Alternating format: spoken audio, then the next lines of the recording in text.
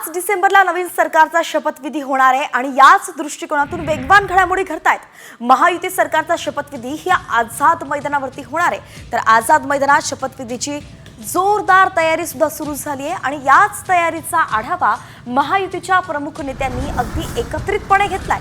खास करून शिंदे सेनेचे गुलाबराव पाटील आणि संजय शिरसाट हे देखील आज आझाद मैदानावरती पाहणीसाठी पोहोचले होते। त्यांच्या सोबतच सध्या अनेक नेते सुद्धा दिसले होते। तर शिंदे सेना मंत्रिपदावरून सध्या नाराज असल्याची चर्चा होती।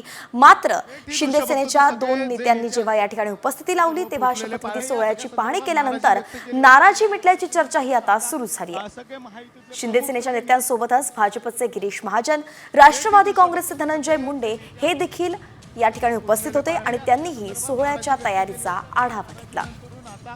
सगळे महायुतीचे प्रमुख सगळे